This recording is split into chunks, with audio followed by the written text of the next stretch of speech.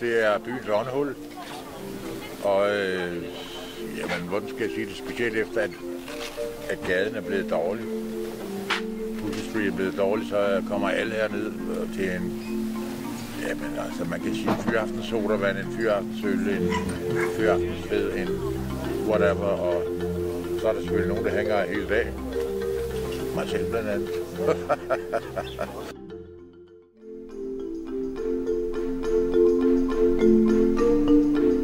Jeg har arbejdet i det 25 år og nyder og ja, skaffe ting hjem, sjove ting hjem, nye ting, spændende ting. Økologisk is for eksempel, eller jamen altså alt muligt.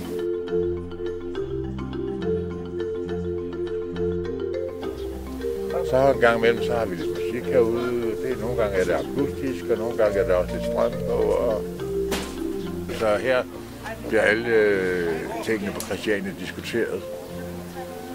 Mange gange før vi går til fællesmøde, så vi ligesom har en grundlinje,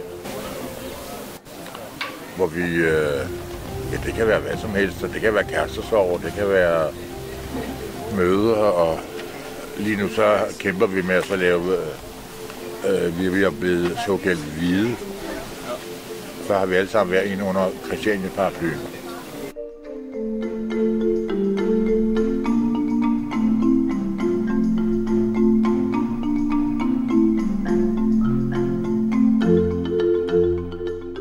Og når der er god musik her, så er det jo fyldt med folk, så kan man ikke engang cykle forbi. Så er det bare propfyldt. Og det er jo også hyggeligt, og så kommer nogle af busserne, og skal skynde sig ned og hente noget has ud på dysen, ikke også? Så bliver de pisse sure. Det kan vi godt lide.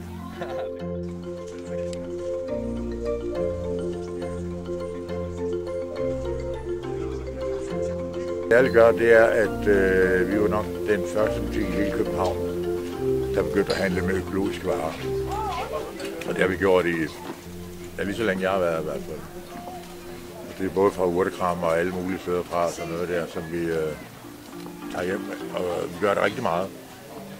Så vi får leverancer stort set hver dag fra økologiske forhandlere. Det er, ja, det er dejligt.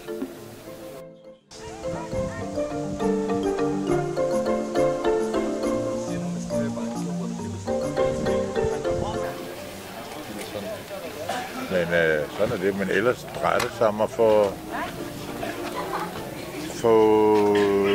kunderne til at købe de varer, vi bestiller hjem. Ja. Og det gør de heldigvis uden større problemer, og det er jo rigtig rart. Og nogle dage går det godt, og andre dage går det mindre godt. Sådan er det. I dag går det skide godt, fordi i dag skinner solen. I går, da det regnede, der var det noget lort. Der var omsætning ikke så højt. Men altså solen skinner, så er det her på Christiania.